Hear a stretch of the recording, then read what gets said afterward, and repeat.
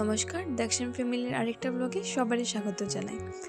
তো আজকে banana cake বানাই, আর তো তোমরা লোকে কীরকম বানাইছে এটা শেয়ার করি। ঘরের মধ্যে কতদিন থেকে অনেক কলা রয়েছে আর কি, তো ঠান্ডার দিনে কলা কেউ খাইতে চায় না।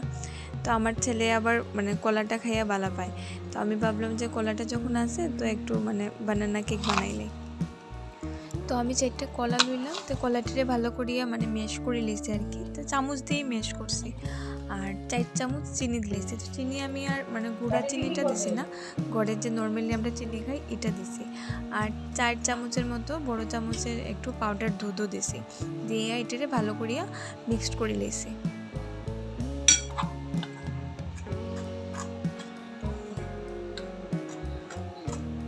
তো এখন দিয়ে আমি যে লিকুইড দুধটা আছে, আমার ফ্রিজের দুধই দিছি, আমি এটা গরম করছি না, ঠান্ডা দুধটাই দিলাইছি আমি। তো এটারে দিয়ে ভালো করে আবার মিক্সড করবো।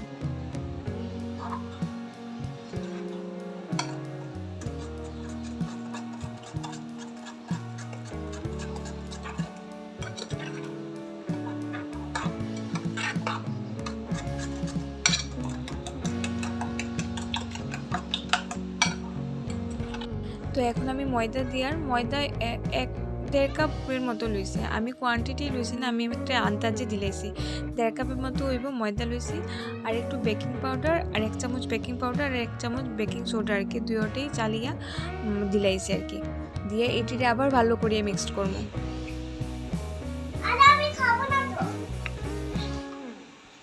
এদিকে দাক্ষ খুব এক্সাইটেড যে আমি বানানা কেক বানাই, আর হে অ্যাকচুয়ালি বানানাটা খাইয়া বালা পাই আর কি। তার হেও দাঁড়াই দাঁড়িয়ে দেখে আমি কি করি কি না।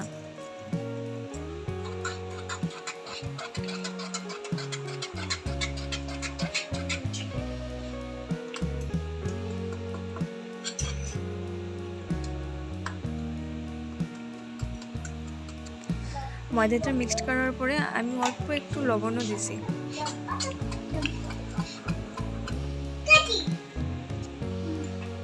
তো আমি ডিম 2টা লইছি কেকটা দেওয়ার লিগা, 2টা লইছি, 2টা লাগবো আমি যতটুকু আমার আন্দাজে আমি 2টা লাগবো, কম করে বানাইলে হয়তো একটাই হয়ে গেল না, আমি 2টা লইছি।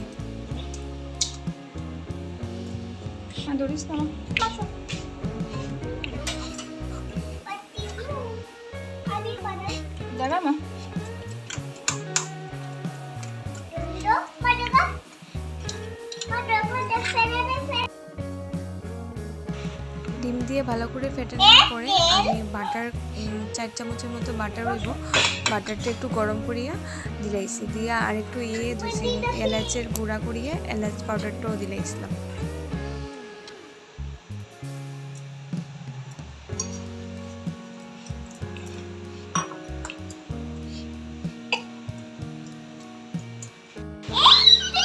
তারপরে বাটার পেপার খুঁজে পাই আর না, তারপরে কী করছে দাক্ষের একটা খাতার পেজ ছিঁড়িয়া এটাতে বাটার মিলাইয়া তারপর এটাই দিলাইছি, এটার উপরে আবার দিলাইছি আর কি কেকটা করি। আর এখানে আমি সবচেয়ে বড় ভুল যেটা করছি, আমি সব ব্যাটার এক লগে ডালিয়ে দিলাইছিলাম আর কি। আমি ভাবছি যে আবার একটা করিয়ে আবার একটু করিয়ে করবো, এটাতেই দিলাই ধোয়াই কি তো হয়েছে আমার জিনিসটা ফুলিয়া সব নিচে পড়ে গেছে, যেটা আমি ভুল করছি। নেক্সট আর এই ভুলটা রইতো না। আর যারা আমার ভিডিওটা দেখতেছো তোমরা এরকম ভুল করিও না, এটা অ্যাকচুয়ালি হাফ দিতে লাগে, আমি পুরা ফুল করিয়ে দিলাইছিলাম, যার লিগে আমার প্রবলেম হয়ে গেছিলো যে সব নিচে পড়ে গেছিলো। তার লিগে আমার আবার আলাদা আবার নিচে নামাইয়া কম করিয়া আবার অন্য একটা বাটি দিয়ে ডাকিয়ে দিতে হয়েছিলো।